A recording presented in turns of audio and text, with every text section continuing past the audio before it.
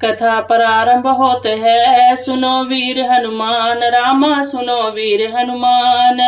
आसन लीजिए प्रेम का, विराज कृपा निधान, सियावर राम जय जय राम, मेरे प्रभु राम सीताराम।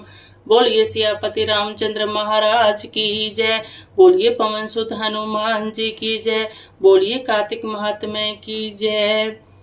आज हम करेंगे तृतीय अध्याय की कथा। प्रथम अध्याय द्वितीय अध्याय में आपने सुना कि सत्यभामा जी कृष्ण जी से कह रही हैं, हे भगवान, मैं आपको सभी रानियों से अधिक प्यारी क्यों हूँ। तो कृष्ण भगवान सत्यभामा जी को बता रहे हैं कि किस तरह कार्तिक महीने में उन्होंने यज्ञ, दान, तप, स्नान, तुलसी पूजा की थी। तो आइए हम भी सुनते हैं। आज की कथा में देखिए सत्यभामा और कृष्ण जी क्या बातें करते हैं। सत्यभामा बोली, हे प्रभु, आप तीनों काल स्वरूप और काल के सभी भाग सम हैं, और फिर कार्तिक मास उत्तम क्यों है। प्रभु, तिथियों में एकादशी और महीनों में कार्तिक का महीना ही आपको प्रिय क्यों है।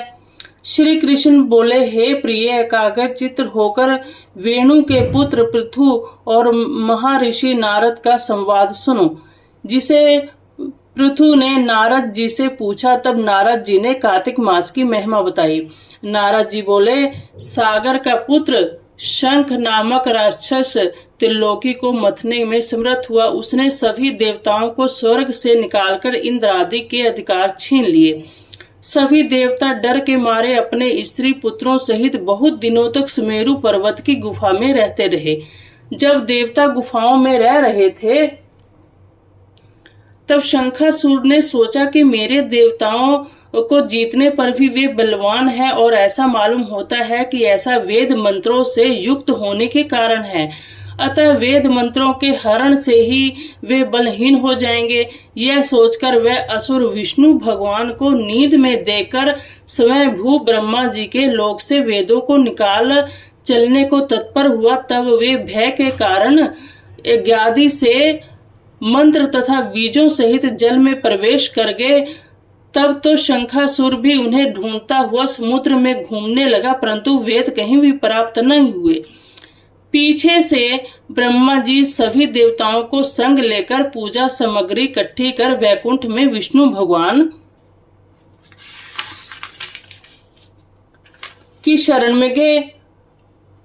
वहां उनके जगाने के लिए देवता गाने बजाने और गंध धूप देने लगे। उनकी भक्ति से संतुष्ट होकर भगवान जाग गए। सभी देवताओं ने दर्शन कर षोडशोपचार से पूजा तथा साष्टांग दंडवत की। तब भगवान विष्णु उनसे कहने लगे, हे देवताओं, मैं तुम्हारी पूजा आदि मांगलिक कार्यों से प्रसन्न हूँ और तुम्हारी अभिलाषा पूर्ण करने का वरदान देता हूँ।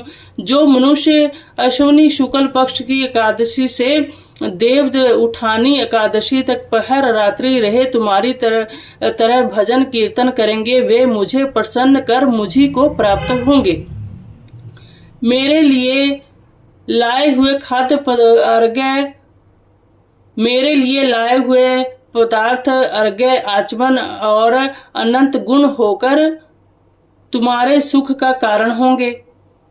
शंखासुर द्वारा हरण किए हुए जल में स्थित वेदों को मैं शंखासुर को मार लाऊंगा। अब वे बीज मंत्रों सहित सब वेद प्रतिवर्ष कार्तिक मास में सदा जल में निवास करेंगे।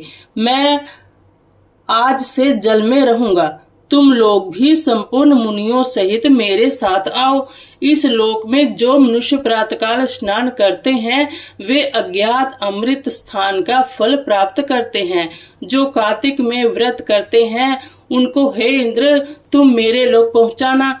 तुम सदा विघ्नों से रक्षा करना। हे वरुण, तुम उनको पुत्र आदि देना। हे धनपति कुबेर, तुम उनकी धन वृद्धि करो, जिससे यह मेरा रूप धारण कर जीवन मुक्त हो जाए।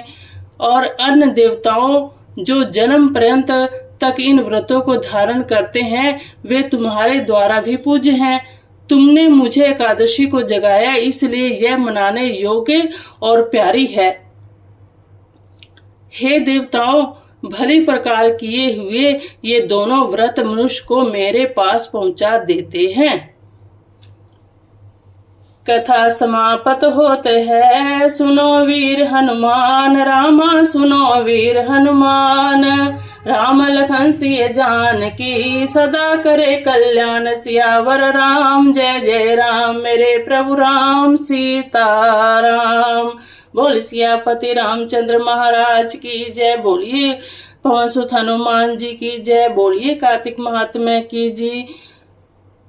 बोलिए विष्णु भगवान जी की जय। बोलिए कृष्ण भगवान जी की जय। तो आज आपने सुना कार्तिक महीने की कथा, क्यों भगवान को अति प्रिय है,